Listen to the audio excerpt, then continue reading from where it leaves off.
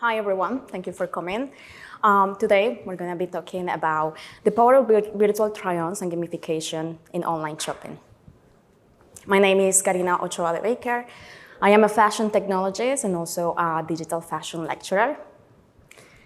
A little bit of my work, I love digital fashion, I love creating, I love using basically every single software out there. I want to learn it and I want to do beautiful things, but I want to do them sustainable. And that's what, for me, virtual try-on is very, very important. This is my students back in Colombia. I've been teaching since 2021. We have now 2 levels of digital fashion, and my students have gone into the workforce also to preach about sustainability and what digital transformation can do for the industry. This is some of the projects, and in these projects I've done mostly in Colombia, I have learned a lot about how the public perceive digital fashion in different environments, through AR, through VR, through the creation of these digital works that talk about fashion.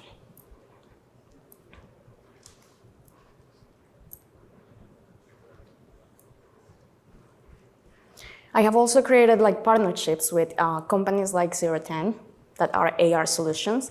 So I think I can have a good perception about how to build digital fashion, how people perceive it, how people shop it, but also how people want to experience it.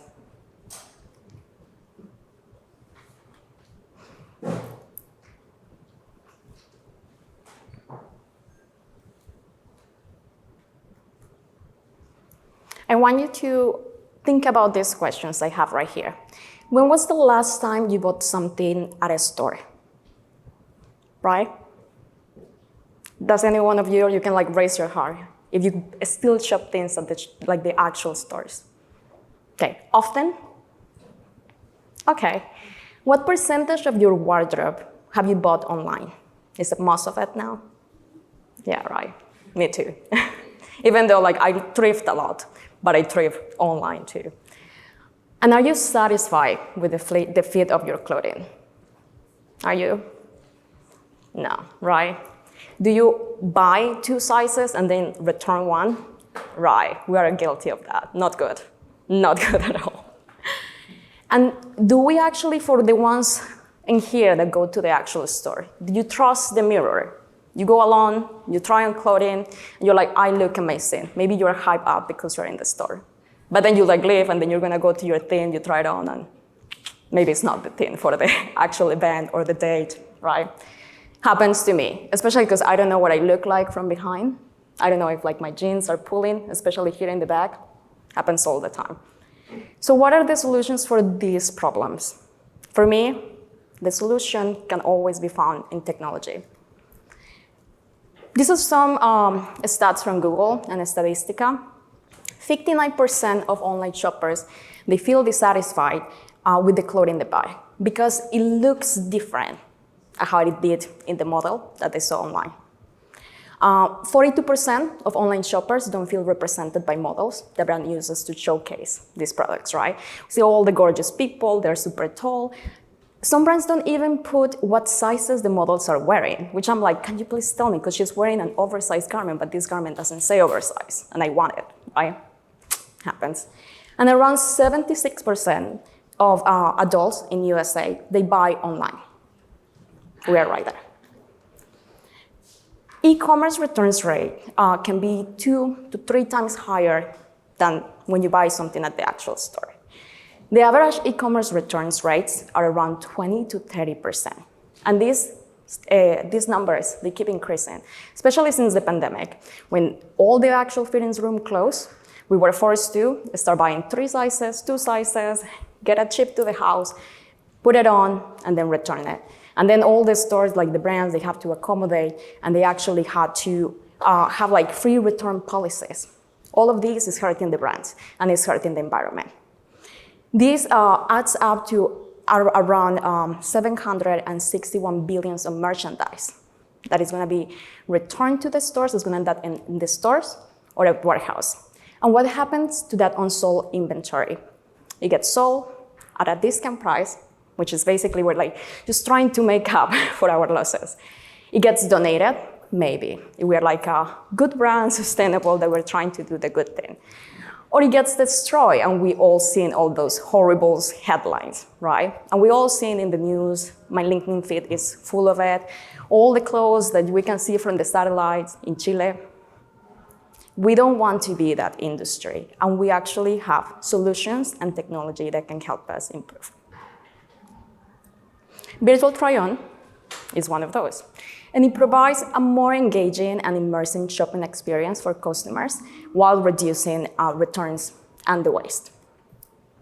Everyone knows this, right? Because I love it.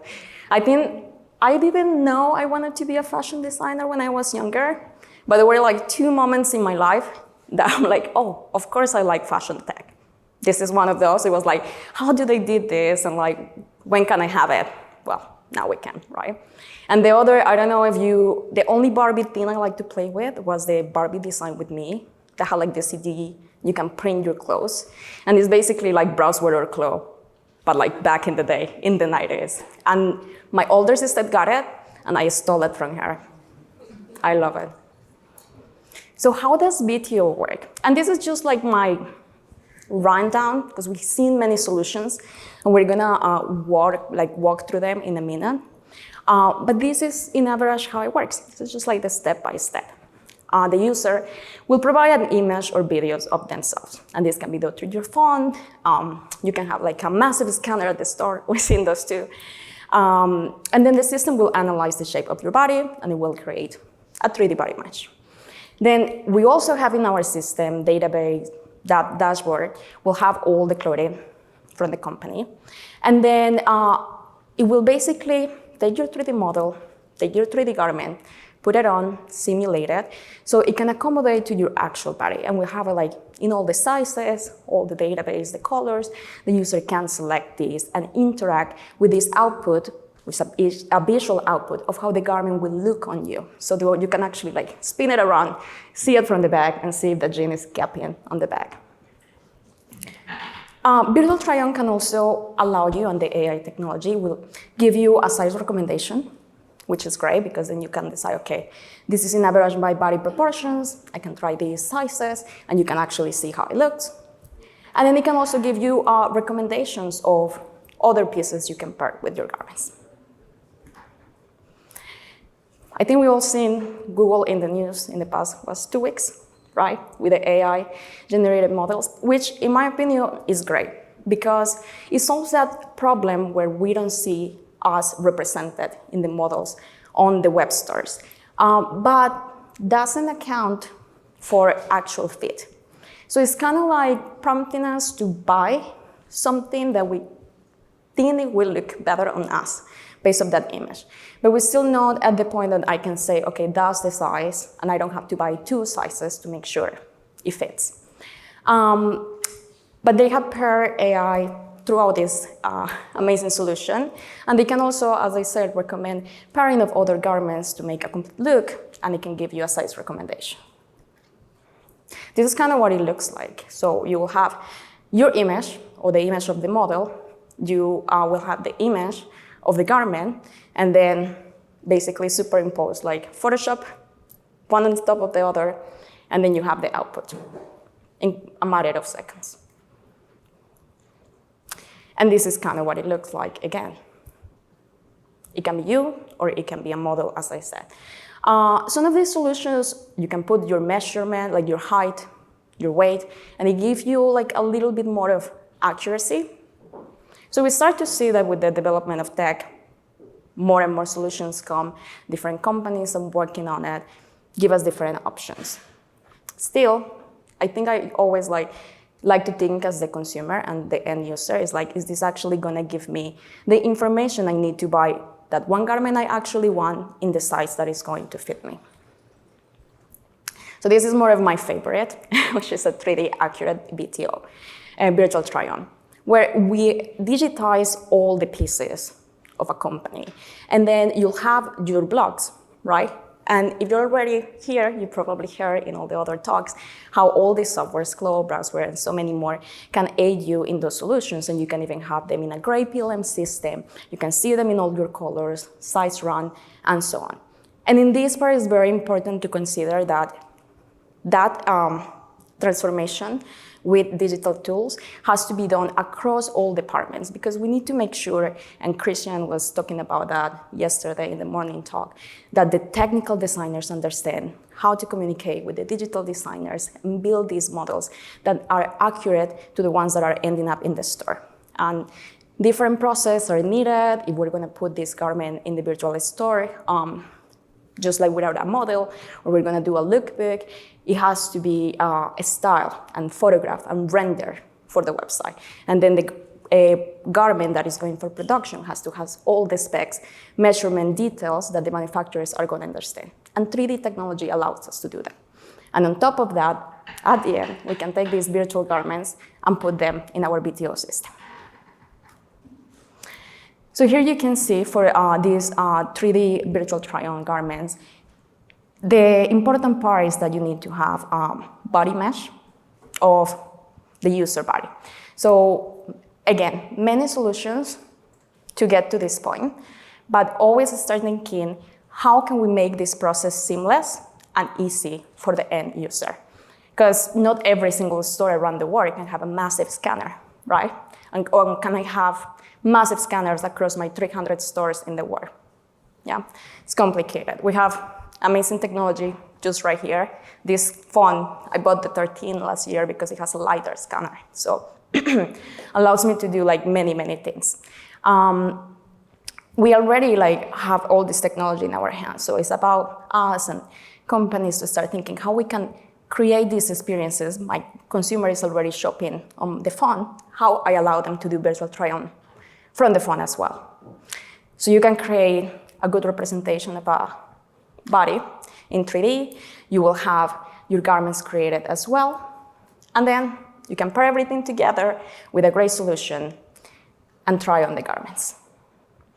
Then we can also power this a little bit more with AR, right? Because it's great, I'm seeing this person, little tiny person in my phone, in my computer, but it's a little, we get in the uncanny valley situation. So ideally, the great thing will be to get to get into the AR moment, that I can actually take a video and spin around and see how it looks, see actually how it moves.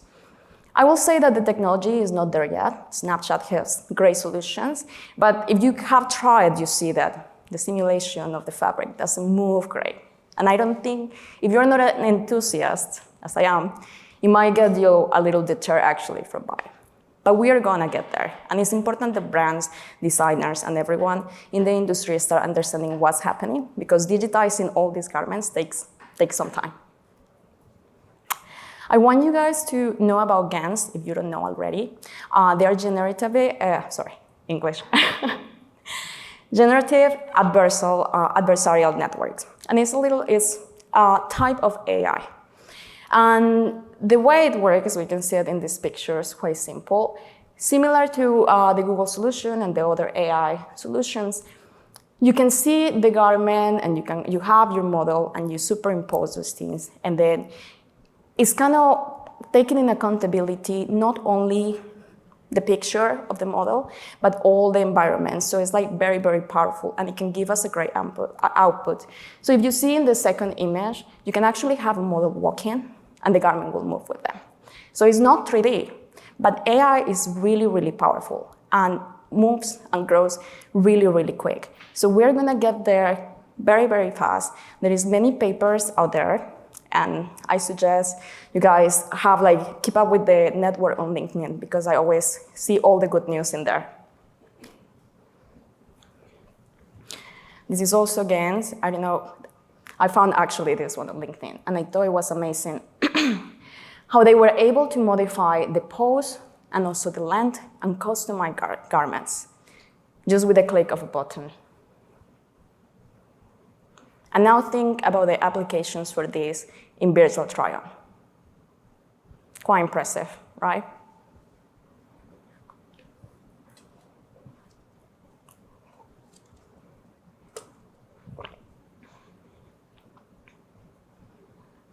See, modify the length, click of a button. I was definitely amazed by it.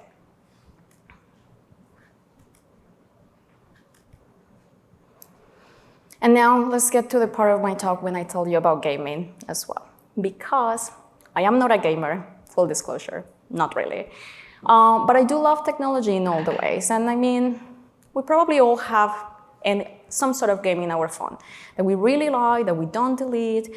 And these apps keep bringing us back. Like, you know, we interact with phones. And even if we think about social media, they're like gamified platforms. They like keep us, bringing us back. They have like, basically you have to see through things, you get little hearts and likes, and all of that make us happy. Like a game will, if you're like getting some points. So I think we as the fashion industry needs to take a few points and a few notes from their books.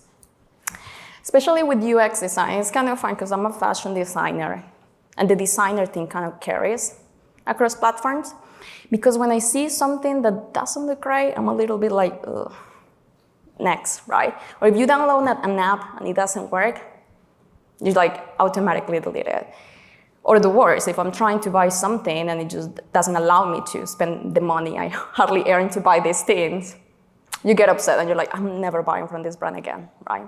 So how do we integrate not only the creation of all these garments, make a great platform, partner with great vendors to bring these experiences to our users, but in our own platforms, how we create the best experiences for them. Oh, I'm sorry, and this pyramid right here is so that you can see at the top what the user cares the most about. Yes, it has to work, it has to be reliable, of course, but it has to be convenient, enjoyable, and significant for their lives. These are 3 key points that I think are very important in video game design and UX design. Video games are multi-sensory experiences involving players both physically on pressing screens or buttons and mentally.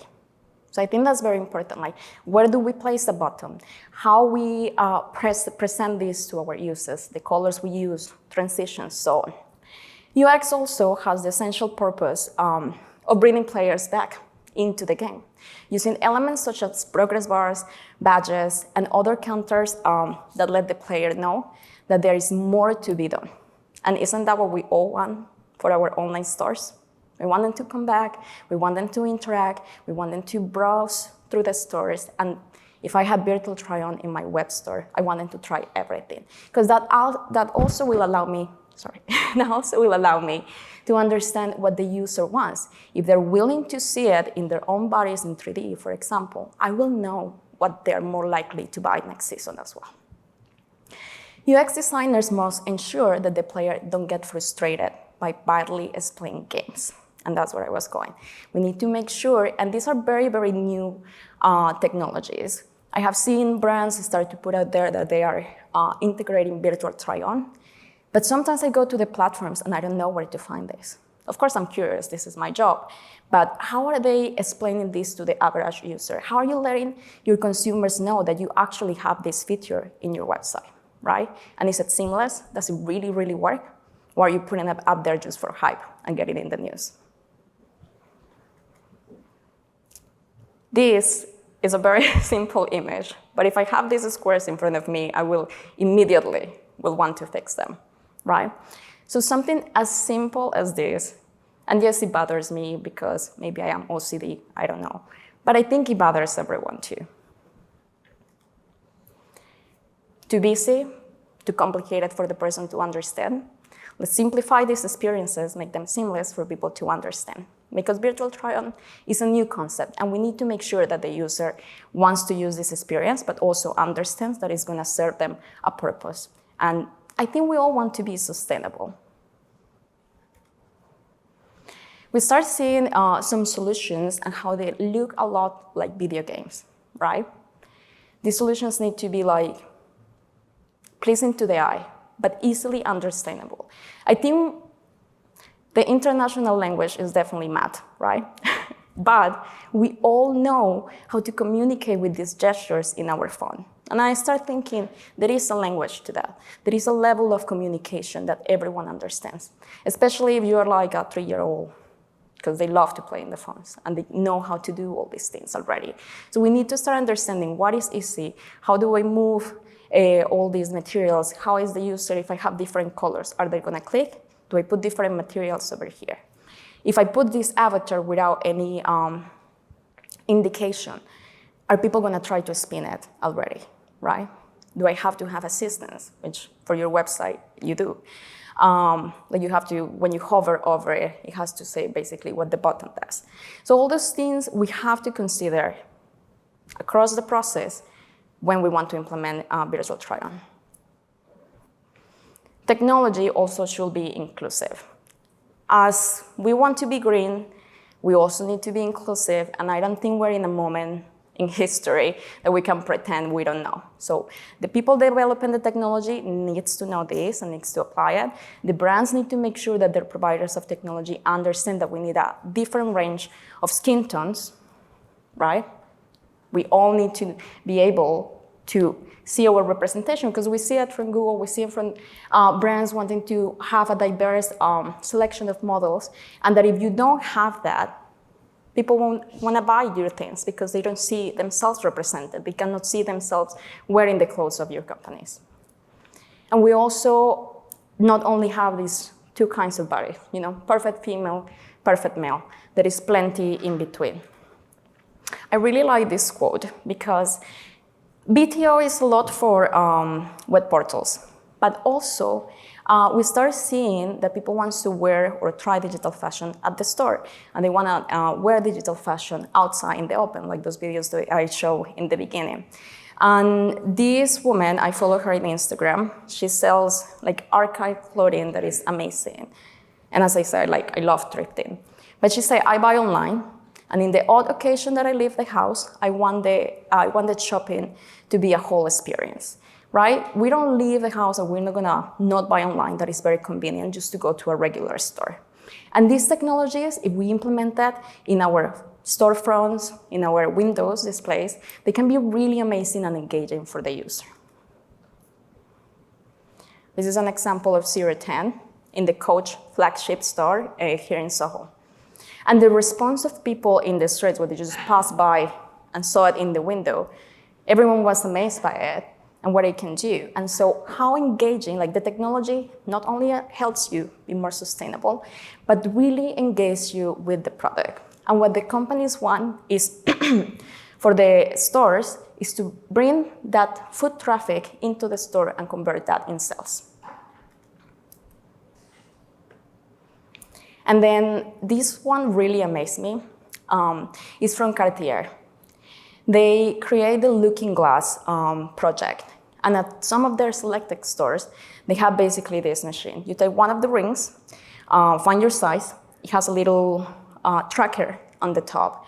And then you can just see yourself wearing all their collection in all the colors. Jewelry is expensive, right? And sometimes in the stores, they don't have all the colors, all the sizes. They don't have all the collection. And that also happens in fashion. But with virtual try-on, you can actually offer the whole range of colors, maybe some exclusive, at your stores. So I think this project is really amazing. It actually works with GANs, and really, I mean, don't have enough time to explain it, but it's so amazing because it can take into account the skin tone, the whole environment, and produce an image using artificial intelligence of your hand wearing all this collection. And I remember the director of the innovation department of Cartier, I went to his talk, and he said it was so amazing to see people, because they were like looking at their hand, and then they did this, and they forgot that they were using the technology. And I think that's the end goal for all of us, for people to enter to our web stores, to have these experiences in the stores, and it is seamless. You forget the technology is there. And I'm gonna leave you with this quote from Sally Ann Hutton from Epic Games. She says, "The future of retail is play." And I think that's key. Thank you, everyone.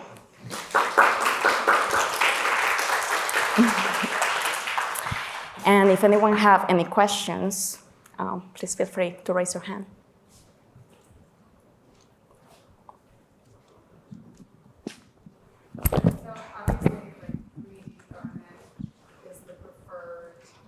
Virtual try-on experiences to have all of the 3D garments and being able to do that. Do you think that there are good solutions out there for like taking an image and overlaying it still like as a midpoint? Do you think that's like a good progression to like work towards, or do you think it's not worth that step? Let me go back to the beginning. And I mean, this is very much my opinion and thing. I think it's very important to combine it because AI is so fast. And I run through the process of doing all these things in my pipeline as a technologist, like using all the softwares, doing everything manually. And I get to points and garments are very complex, have many variations. There is still like, even the education for 3D is not in most of the schools around the world. There is a big, big need for people that knows how to use all these softwares. So it's hard to build as many 3D assets as there is clothes, right? AI is evolving so fast. And I cannot wait until I can texture a whole garment just with AI. So I don't have to do it manually. I don't have to layer these and mark seams and do high poly to low poly and all these things because it's a lot. And imagine doing that for every single garment that a store that has 2,000 styles is going to put in their webpage. So I think it has to be a combination of both. It has to be the 3D mesh. I think it needs to be done with the patterns, with cloth, with brasswork, with all these solutions, because it will allow you to actually see. And they have the cloth simulation, right? I know how the physics of these fabrics behave, so I can see if it's the tension. Like even inside the software, you can see, okay, it's pulling here, I have tension here, and then you will be able, as a user, imagine, see that, and they say, okay, this is gonna be tie on me, right? So for that, 3D. For texturing, for maybe size recommendation, and later on for custom garment creation. I think AI is key. And AI with GANs is, you can have an output of video and images. So it's not a 3D scene that you're seeing. The output of artificial intelligence at the moment is images and videos. So it is a combination of both, where I think like we really need to start investigating like around everything and see how we combine this to make the best solution. Yeah.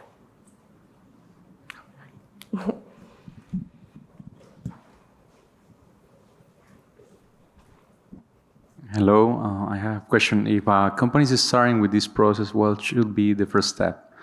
The first step is start training your team so that they can, your design team, your technical team, so that they can digitalize all your garments. You have to have a blog of 3D garments. I think that's a great first step. Also have an innovation and technology department. I think that's key because this technology is moving so fast.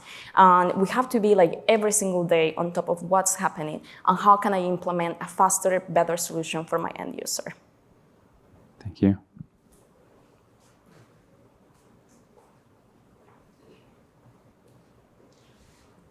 Do you have a question?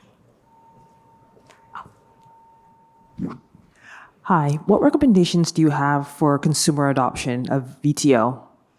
I think it has to be, I mean, at this moment, we do have to hype it and we have to introduce it, like, get your PR team on it, and do campaigns, like, make it fun. Like, virtual try-on, digital transformation, sustainability, it doesn't have to be boring. You know, show the consumers, launch a product, like, make it interesting for them.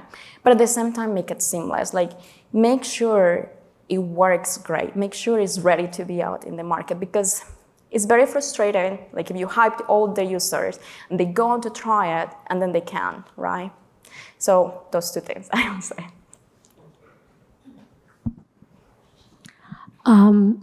Will there be outsources? Meaning if I don't have like a big IT in my company, can I send this jacket to an outsource for them to do everything for me? Yes, so in here there is so many vendors, right, that they offer technology. So I have seen people that digitize the garment. So if you cannot train your team, I mean, you at least have to train some designers so that they know how to receive the garments. But you can send the development of 3D samples to some of these vendors. There is so many companies nowadays that do that. So like you have to look for them, for the good ones, and make sure you're getting your digital product looks up to the standards of the physical ones, right? And then there is also vendors that do virtual try-on, that do peeling system that will integrate both. Yeah. And there is consultancy agencies that will help you put all of those things together as well. I think there is a few. Hi, my question is, with the trends that you're seeing and the uptake of VTO, what do you think, in your opinion, is like a realistic timeline for like the uptake to be large enough to actually overtake the like sustainability or the earth impacts of online shopping? I mean, it depends on how fast we're able to implement it. I think there are solutions, and we see them out there in the market. The fact that Google has done approaches towards that is something that we can start thinking in how we implement this, for example, in Shopify, right? It's probably just a plugin. So that alone, if we allow the users to have better information of what they want to buy, they will not buy 7 sizes or for so many garments that they don't need. They will buy what they want. I think consumers are smart. They want to really, really know what they're buying, so we need to allow them to know. And I mean, it's hard to say because fast fashion is such a big problem, right?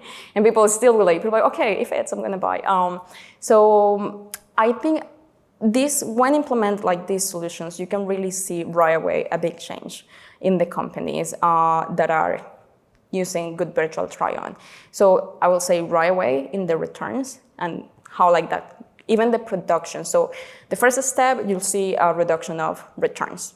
The second step, you start to get all this data information about what the user actually wants to buy so that you can plan accordingly and design better for those needs. So then you're reducing and reducing, but you have to make sure you're implementing across. For me, technology have to start in product development, and then you're already be more sustainable there, right? And if you take it all the way to virtual try-on, I think we can do amazing.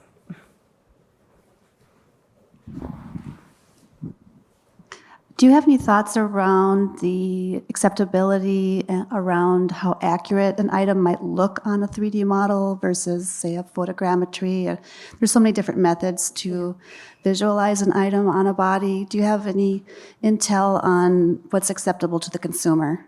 Yeah, so I mean, from working and also from making these micro events and going to the other events like the Coach in New York and seeing how the people perceive it.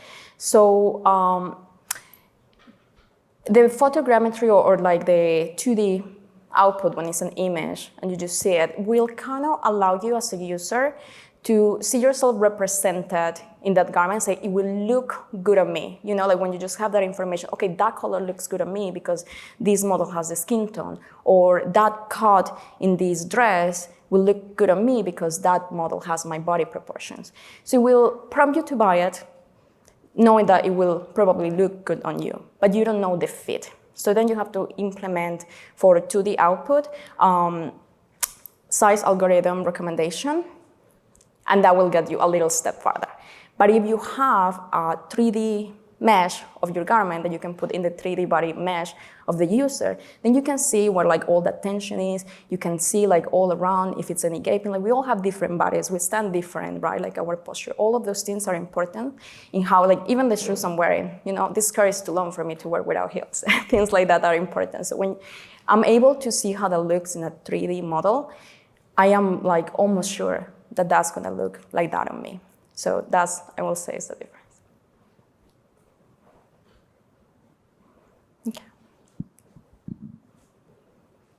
Okay, thank you everyone.